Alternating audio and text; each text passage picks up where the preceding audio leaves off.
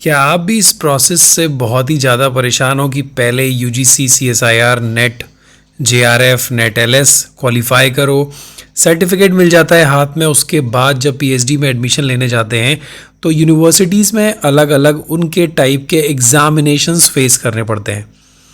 तो उसके बाद भी जेआरएफ सर्टिफिकेट के बाद, नेट एलएस सर्टिफिकेट के बाद भी हमको एग्ज़ाम देना होता है, और अगर उसमें क्वालिफाई नहीं करते हैं so our application will be rejected. Then interview होता है, सो कंपटीशन बढ़ता ही चला जाता है। एट लास्ट हम किसी तरह पीएचडी में एडमिशन ले पाते हैं। तो अगर इस चीज़ से परेशान हो तो खुश हो जाओ, because this step has been completely revise by the UGC. आज ही ये नोटिस आया है, डिटेल में समझो क्या है NET as an entrance test for the admission to the PhD. बहुत ही इंपॉर्टेंट है, बहुत अच्छा स्टेप है यूजीसी का जो उसने लिया है। चलिए इसको डिटेल में डिस्कस करते हैं।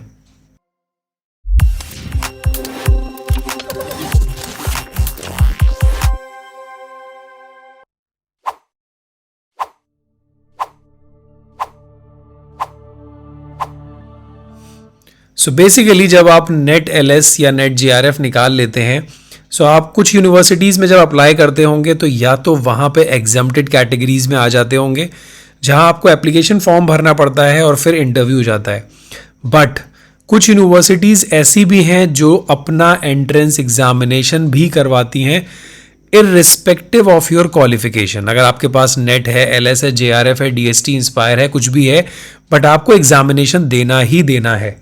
सो जितनी भी ऐसा यूनिवर्सिटीज़ ये काम करवाती हैं, अब वो ये काम नहीं करवा पाएंगी।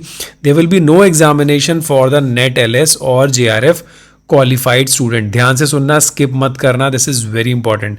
सो अब एडमिशन प्रोसेस में आप सिर्फ और सिर्फ इंटरव्यू देंगे अगर आपने के पास क्वालिफिकेशन सर्टिफिकेट है। सो ये देखिए, मार्च 27, 2024 को यूजीसी नेट रिव्यू कमेटी का बहुत ही इंपॉर्टेंट नोटिस आया है।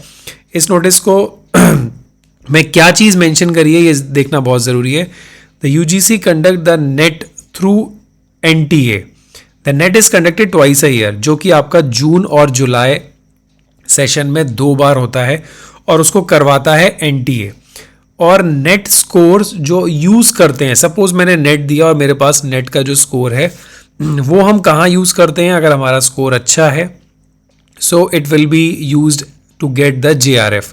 हमको फेलोशिप मिलती है जेआरएफ जब हम पीएचडी में एडमिशन लेते हैं, तो ये जेआरएफ एक्टिवेट हो जाती है।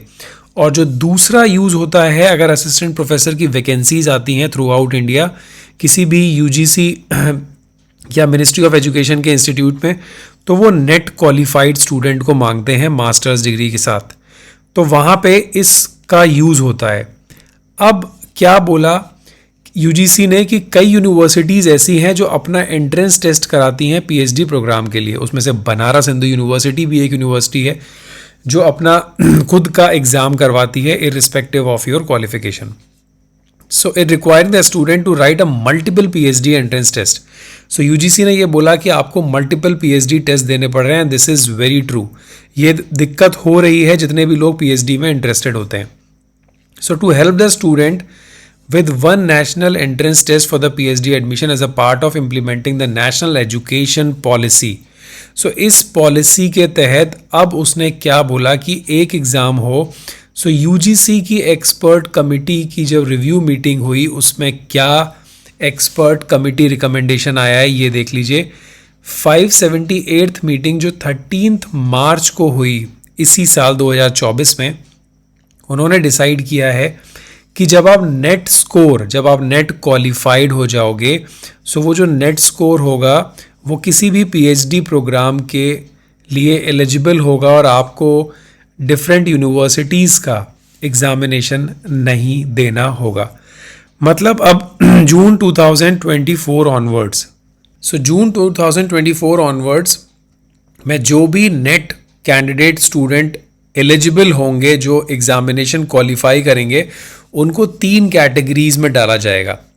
मतलब अब आपके सर्टिफिकेट पे ये भी लिख के आएगा कि आप किस कैटेगरी के लिए एलिजिबल हो बेस्ड ऑन योर स्कोर। सो जो पहली कैटेगरी होगी उसके अंदर आप पीएचडी में जेआरएफ ले सकते हैं और असिस्टेंट प्रोफेसर के लिए एलिजिबल हैं।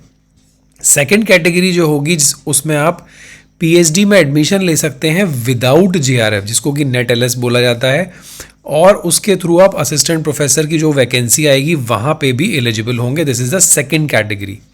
और जो थर्ड कैटेगरी होगी उसमें आप एलिजिबल होंगे पीएचडी प्रोग्राम के लिए only and not for the award of JRF और अपॉइंटमेंट एज असिस्टेंट प्रोफेसर। मतलब जिनके बहुत कम मार्क्स आएंगे नेट में, एलएस नहीं हो पाएगा, वो लोग भी पीएचडी में एडमिशन ले पाएंगे, मगर जेआरएफ और असिस्टेंट प्रोफेसर के लिए एलिजिबल नहीं होंगे। मतलब आप किसी भी कैटेगरी में हो, आपको दोबारा central universities, UGC approved universities जो एग्जामिनेशन कंडक्ट कराती हैं वो एग्ज़ाम नहीं देना होगा। अगर आपके मार्क्स अच्छे हैं तो आप जेआरएफ लोगे, मार्क्स अच्छे नहीं हैं तो जेआरएफ नहीं लोगे, बट एडमिशन ले लोगे without any examination. So these are the 3 categories. So अब आप देखिए, इस कैटेगरीज को इन्होंने एक टेबुलर फॉर्म में बनाया है। Category 1, 2 and 3।